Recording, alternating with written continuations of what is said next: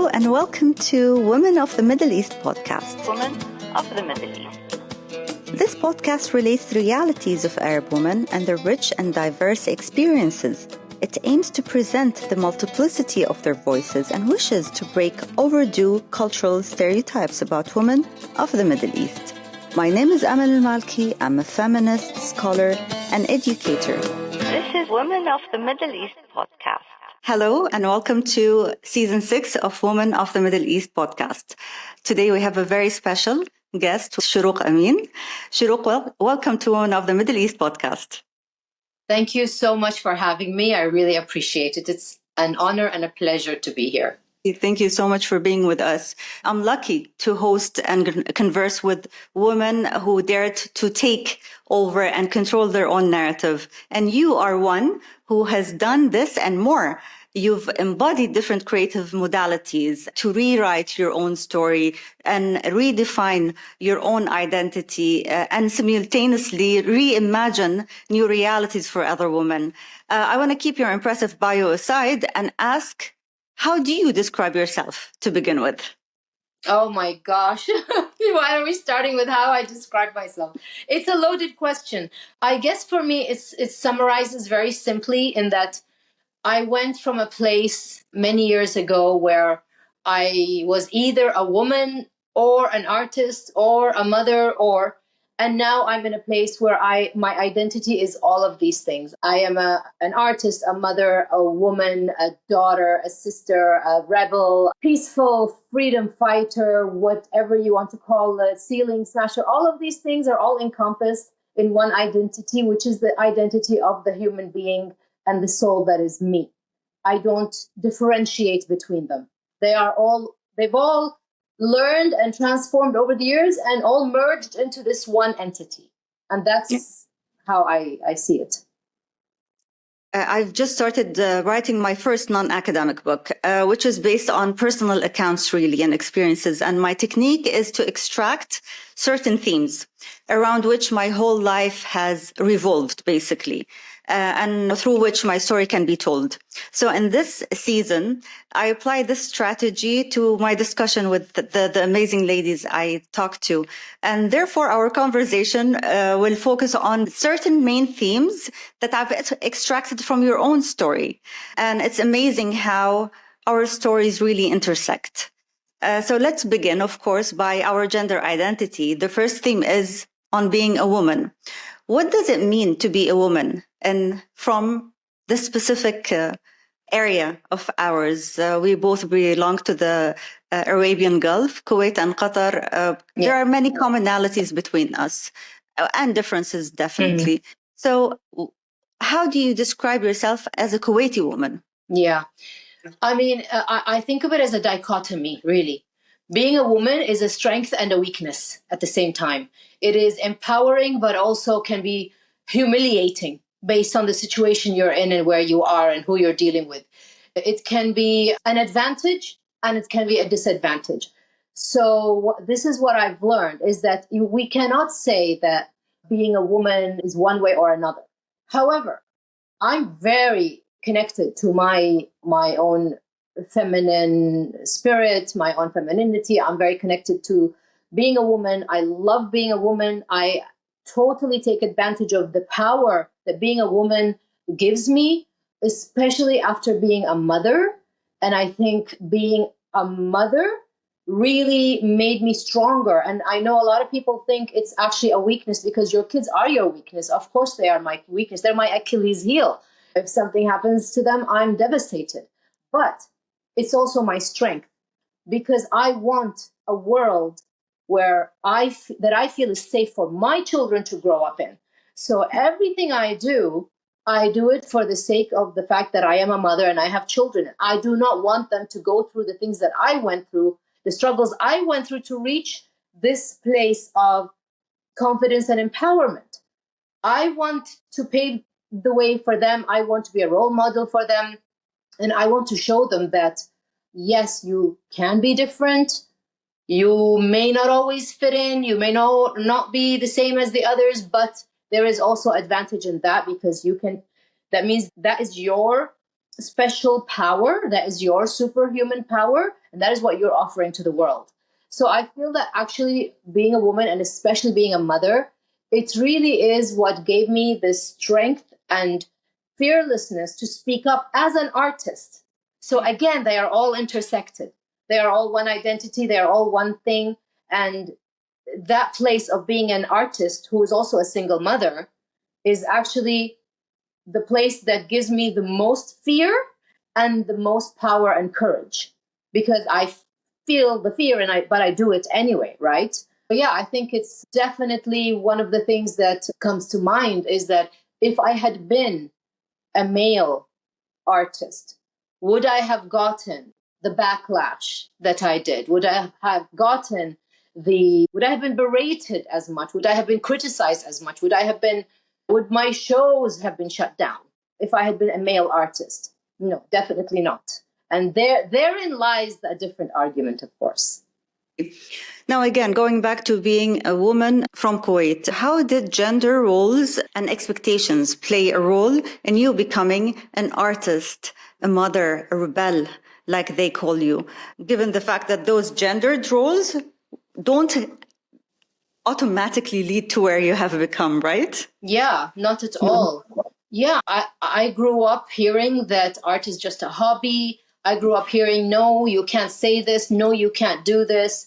As a child, it wasn't necessarily from a place of bad intent. It was just how the culture is, how society is. Even in the West, it was like that at a certain point in time. Girls are supposed to do this. Boys are supposed to do this. Girls are supposed to play the Barbies. Boys are supposed to play the football. And there was a lot of division. I grew up in the 80s.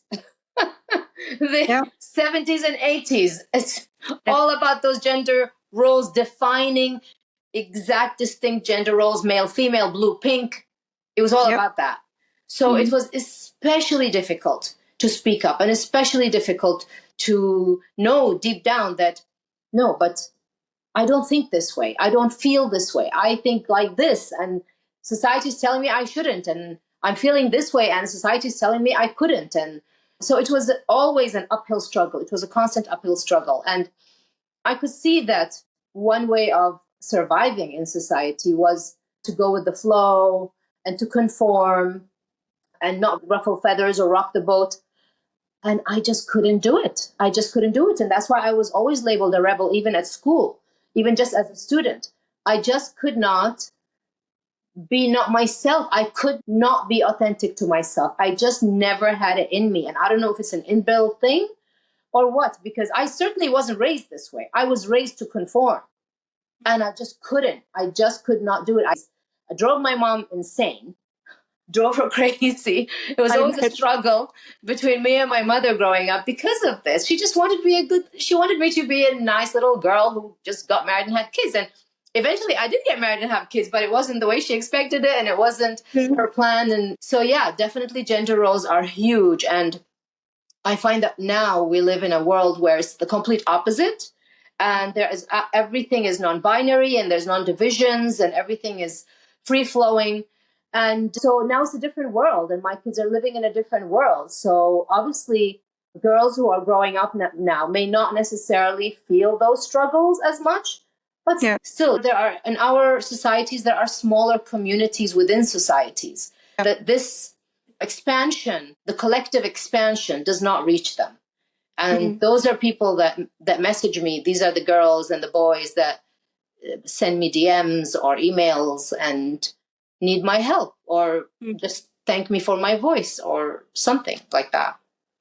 That you mentioned your mom, I want to jump to the second theme, which is hybridity. And this is something that we both share as well. The first thing is that we grew up in the 70s and 80s in this part of the world where gendered roles were very specific. And I like the fact that this was you all through. But being a hybrid, your father is Kuwaiti, your mom is Syrian. My father is Qatari, my mom is Lebanese. Being hybrid enables you to critique your culture with a combination of distance, but still intimacy, right? You mentioned the mom, the mom is the change factor. Although our moms, and I'm assuming now, you can correct me if I'm wrong, are the ones who wanted us to conform the most. Yes. Because they were outsiders. Yes. unfortunately. Yeah. Because they made it harder for us. If they let us embrace our hybridity early on, I think life would have been easier. But because of the fact they wanted us to conform so much, so they wouldn't be blamed for us being different. That's it. Right? The identity crisis was harsher. Much harsher. The irony is that you would think being a hybrid and having a Syrian mom, Kuwaiti father meant that things were cool. Things were cooler at home. Not at all. It was the complete opposite.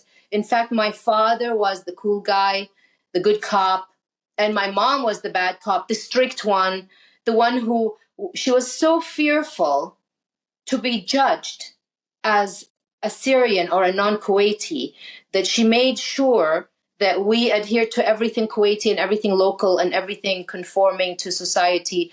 She was so strict about all of these things because she wanted to be seen in a good light.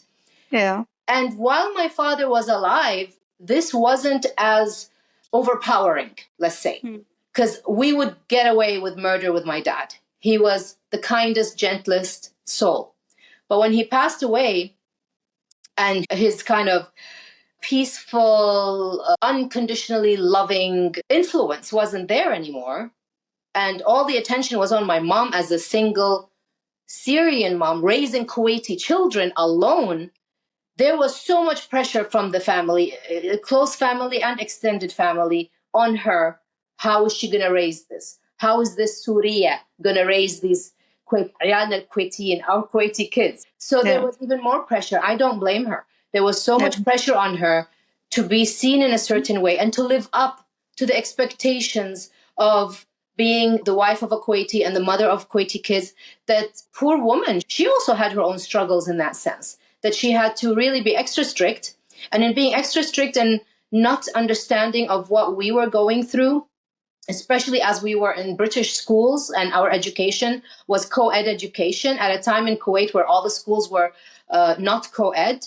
All the schools were males or females, and our school was one of maybe 3 schools in the entire country that was a co-ed school. Growing up in that environment where for me, boys were like my brothers, I didn't see them in a weird way, grew up as brothers and sisters and friends, she didn't accept any of that. For her, it was still no.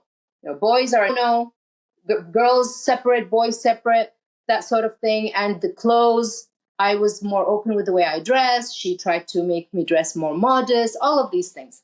So many things, even art. My talent for art was, my dad and my teachers noticed it when I was 7 years old.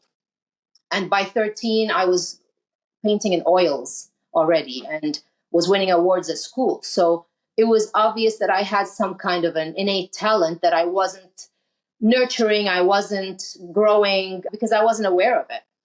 And she made me see even more that this is just a hobby. It will never be more than a hobby, especially for a girl. Yeah. So yeah, it was very difficult. And no, it was not an advantage. And in fact, I don't know much about my Syrian culture.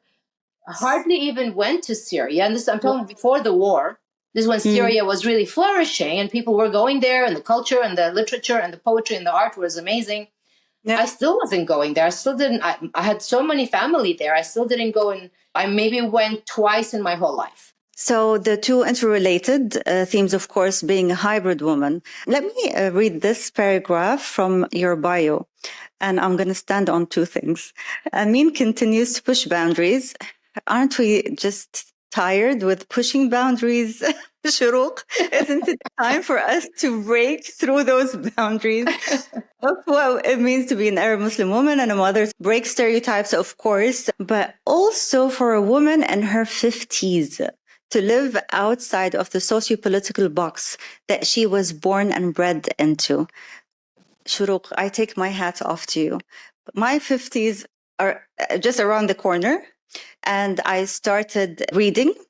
I was forced to read with monopause and all that because I had no information whatsoever. First thing I did is looked at other writers, found bits and pieces, but still not grounded, not something that I can take as a reference, but nothing really substantial that would answer my questions. So let's speak about The 50s, a woman who dares to speak about her 50s, for God's sake. It's about time. Yeah. The 50s, the unspoken changes that women go through. Inevitable. Yeah. Tell me, what made you embed that huge, powerful statement in your bio? And how is this reflected in your art? What could you tell me as an Arab Gulf woman whom even my mom couldn't answer my questions to what does 50s look like? Is it really the age of empowerment or hope, or is it age of despair? But why do we have to redefine? Why does there have to be anything at all? My point is, it makes no difference. My age on my passport, the numbers on the passport do not coordinate with how I feel and what my body is telling me, because I'm fitter than I was in my 20s and 30s, way more fit. I can do all sorts of yoga poses and Pilates things and stick my feet above my head that I couldn't do when I was 20. I eat better. I have more energy, believe it or not. I feel amazing. I take care of my skin. My skin is fantastic. It's better than it ever was. Sure, I'll go get the Botox and get a filler here and there once in a while, a couple of times a year, but who doesn't these days? Exactly. But that's not what's going to make you young. That's not it. You can go and get a facelift and get hair extensions and do the liposuction and do all of that. It's not going to make you young if you're not young on the inside. It is what is on the inside. And let me tell you, on the inside, I am still 18 with the wisdom of a woman in her 50s. Okay.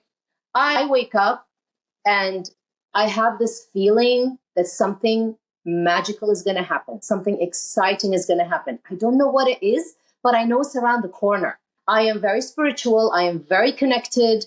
As soon as I wake up, I do a meditation in bed with my eyes closed, and I visualize my future. I visualize my husband, my future life partner, the love of the rest of my life, still looking for him. It feels great. I know that there are so many places I want to see, so many places I want to go, so many things I want to do.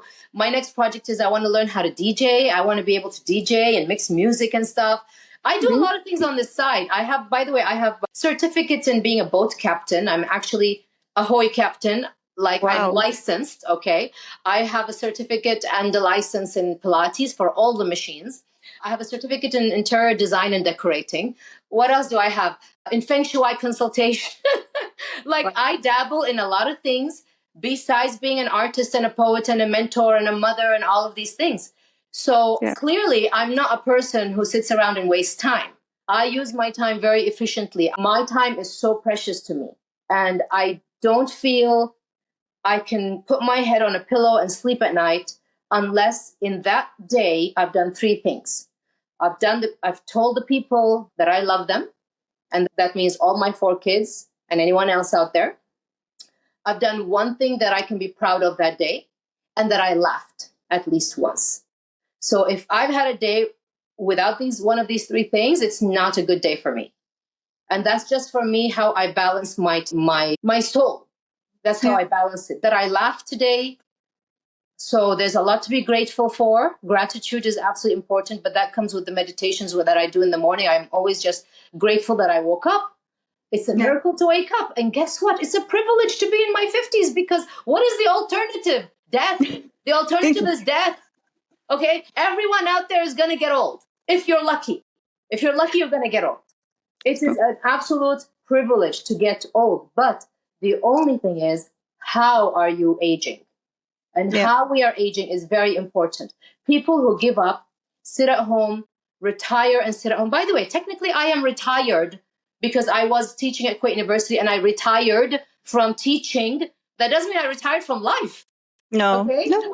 I'm doing more now than I've ever done when I was a professor at Kuwait University. People who give up and they feel old within them, in their soul, they're like, oh, I'm too old to wear this. Honey, I'm wearing miniskirts and cowboy boots. Okay?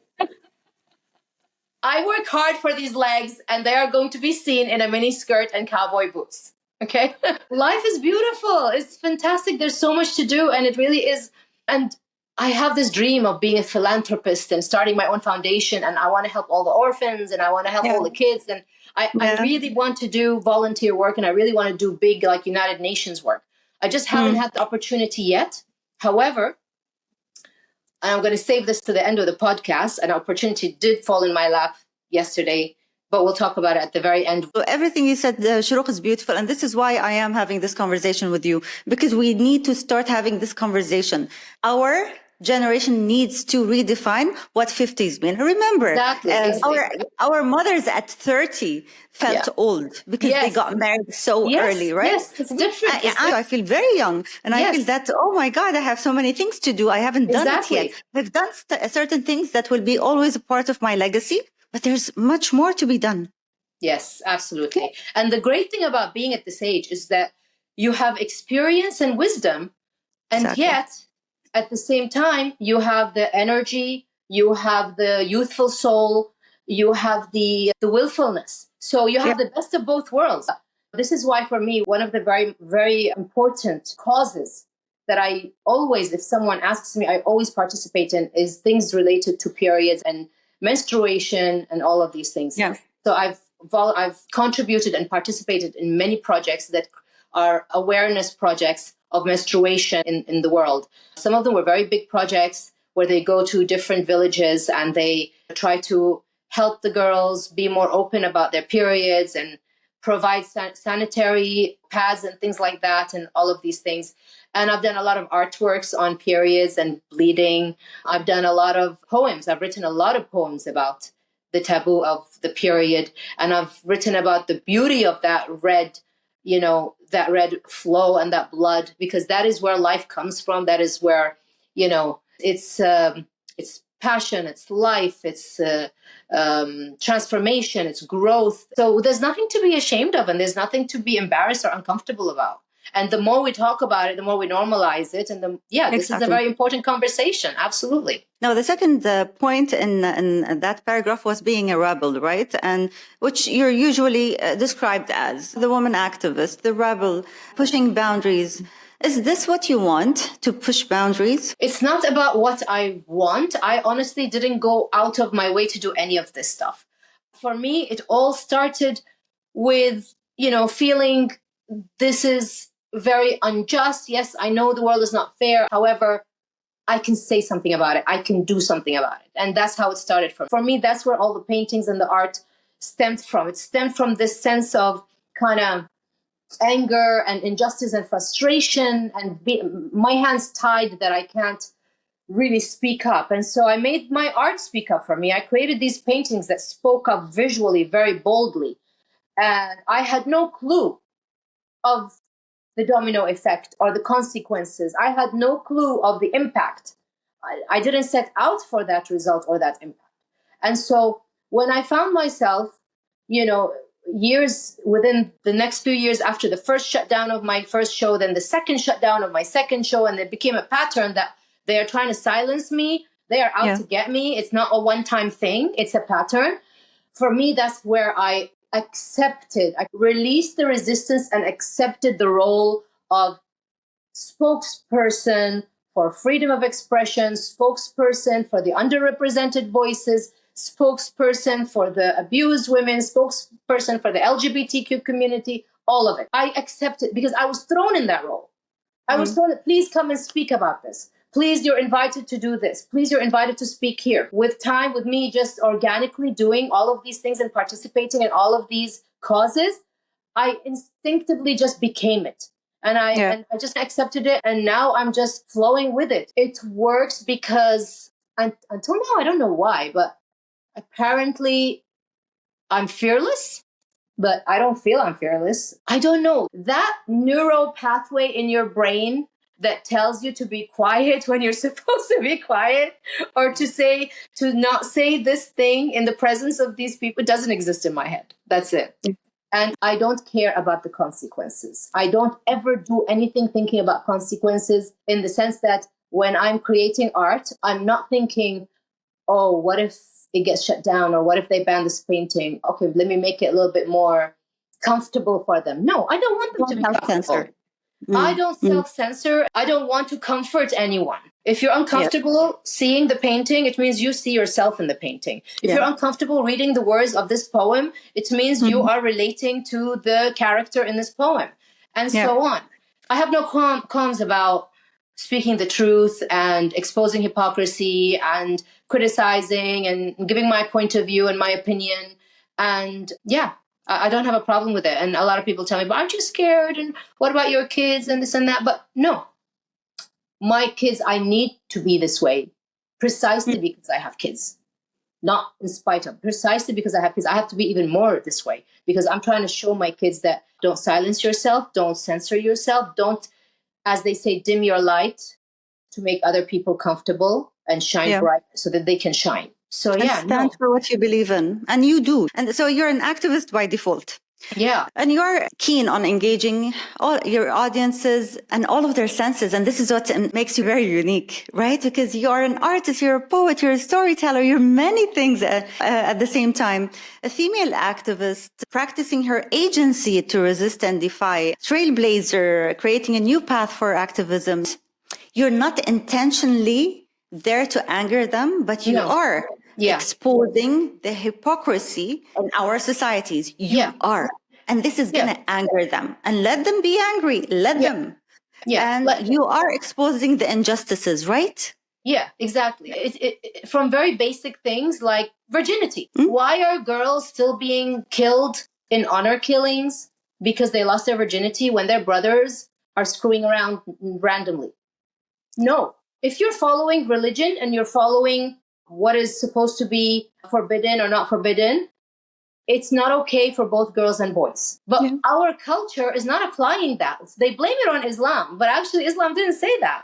So that's why there's misconception of things that the West think, oh, because they're Muslim, they're doing this. No, this is not a Muslim thing. This is a cultural thing. And I did a painting about virginity and about how, I parody these men who are like, no, she has to be a virgin. She can't get married till she's a virgin. Even mothers propagate it. Mothers help it as well. But then why are your sons not? Do you think art can change the status quo? Absolutely. I've seen it. I've seen it, and it's shocking for me how much art has changed things.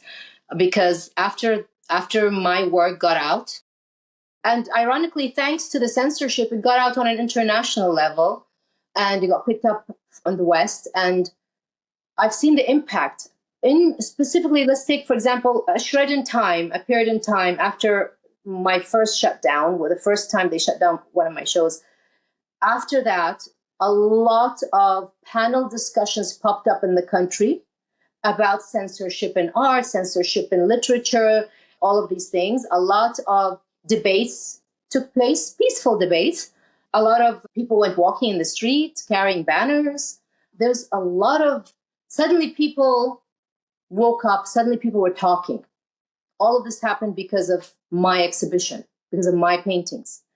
So absolutely, it can be more powerful than actual politics because people trust the artist more than they're going to trust the politician.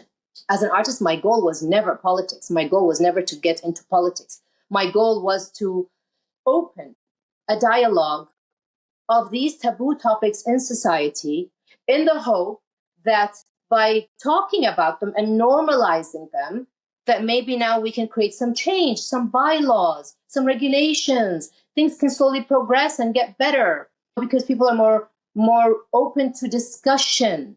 And even in the last, my last show, the recent one in 2020, right before COVID, January 2020, I wanted to have this discussion with the niqabi women.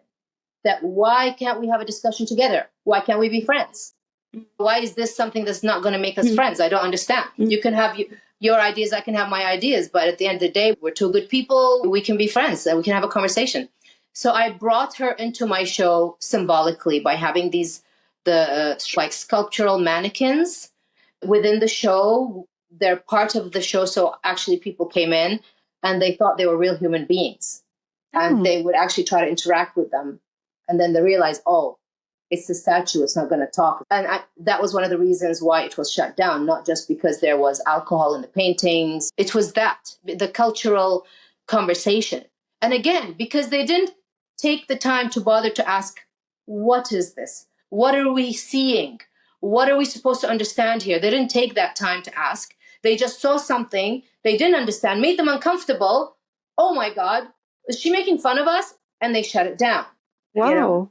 So no, I was not making fun of anyone. I have absolute respect for every culture, every language, every religion, every habit, every superstition. I completely have respect for all of that because I do understand that a lot of this is how you grew up, how you were raised, the things you were exposed to. I was just trying to open this dialogue.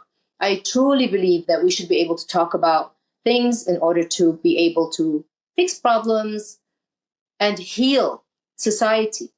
We are in our society, we have a lot of trauma regarding what is called aib, this word, aib, the shaming, where we grow up with a lot of shame, a lot of guilt.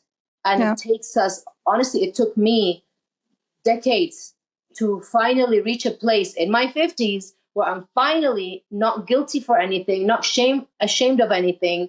And I'm empowered and I'm free with my sexuality, free with my sensuality. And I talk openly, transparently about it because somebody has to. That's another conversation that it has to happen in our society for women. How do you protect yourself? How do you protect yourself physically, emotionally during those kind of hate attacks? All of it, but maybe in the Gulf, it's a new thing. Yeah, it is. It is. It is new. Yeah. It is new. It is new, and it's part of social media. It came with social media because social media makes you anonymous. So if you look at these haters, the haters that send me death threats, a lot of disgusting words and cussing and all of this, they're anonymous. They don't have accounts. You don't know who they are. And that anonymity gives them the strength and courage to say whatever they want. Don't be a coward, put your real name, who are you, and I will talk to you. And I will have a conversation with you about why I said this or why I did this. But no, they will never reveal themselves. They're cowards. They're cowards. They're trolls. So in the beginning, the first time when I started getting these nasty messages, I was really scared. I was scared. I was depressed. I cried, blah, blah, blah. And I just started blocking. Oh my God, like thousands of people blocked. I got off social media for a while, then came back on, etc. Now it doesn't bother me at all because now I know that they're the ones with an issue. They're the ones who have a problem. They are the cowards. Their opinion is worth nothing. They are absolutely worthless. And if they were, and there are people who criticize me with their name and their personalities, I will respond to them. I will have a conversation with them. And even if they cuss me out or say some nasty word to me, I will talk to them without lowering myself. I will maintain I maintain my grace, and I always keep in the back of my mind, they don't know better. They're scared. Yeah. People, they say hurt people.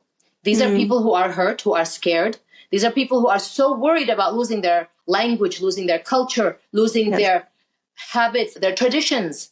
You always hear the word adatu taqalid, adatu taqalid. They're so worried about that they will fight anyone that seems to threaten that. But I responded to that with a painting. And the painting was of a mother with hijab, and she's opening the eyes of her little boy. Yes, I saw that. Yeah, the red painting. And this one is the response to all that you can hold on to your adat and taqalid. You can hold on to your traditions and culture and your language and your religion. You can still be all that while raising an open-minded human being. Yes. The two are not mutually exclusive. I love the painting. I really loved it. Thank you. And I know because you also have boys, right? Yes, absolutely.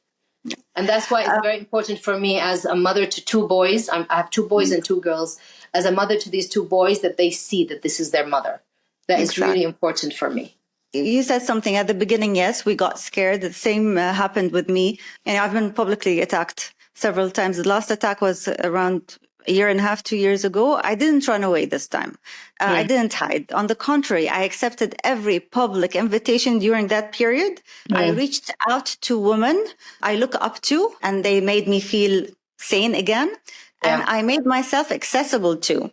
Yeah. So other women would reach me and show their support because I felt that this was the most fulfilling thing Yeah. to see the support around us from women who understand why we're doing that.